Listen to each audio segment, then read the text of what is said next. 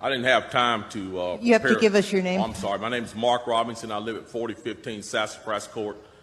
That's right here in Greensboro. I've lived in Greensboro all my life.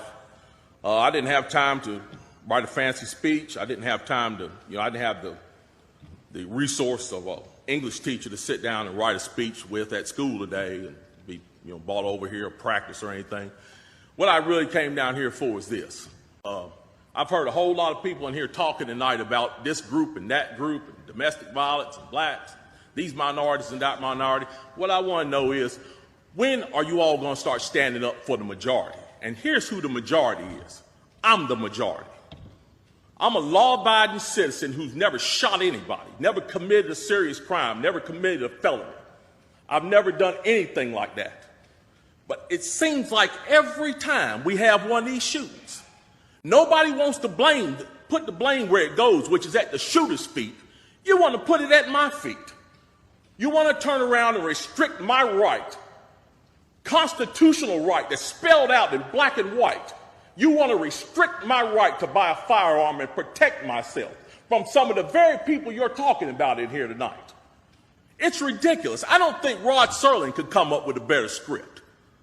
It does not make any sense. The law-abiding citizens of this community and many communities around this country, we're the first ones taxed and the last ones considered and the first ones punished when things like this happens, because our rights are the ones that are being taken away.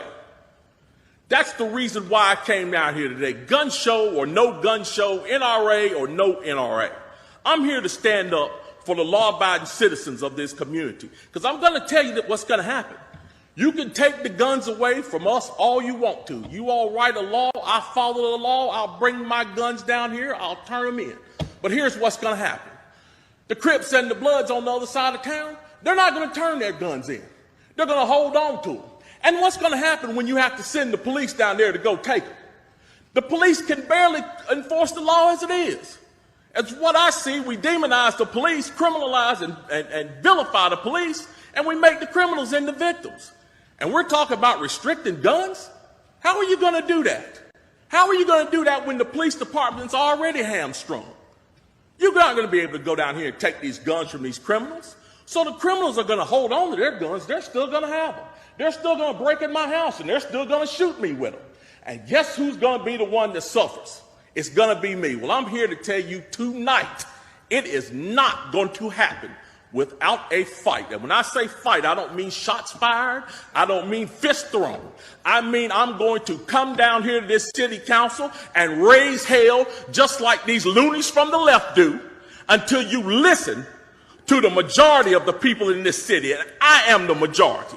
The majority of the people in this city are law-abiding, and they follow the law, and they want their constitutional right to be able to bear arms. They want to be able to go to the gun show and buy a hunting rifle or a sport rifle. There are no military-grade weapons sold at the gun show. An AR-15 is not a military-grade weapon. Anybody that would go into combat with an AR-15 is a fool. It's a semi-automatic .22 rifle. You'd be killed in 15 minutes in combat with that thing. So we need to dispel all these myths, and we need to drop all this division that we got going on here. Because the bottom line is, when that Second Amendment was written, whether the framers liked it or not, they wrote it for everybody. And I am everybody. And the law-abiding citizens of this city are everybody. And we want our rights, and we want to keep our rights. And by God, we're going to keep them, come hell or high water.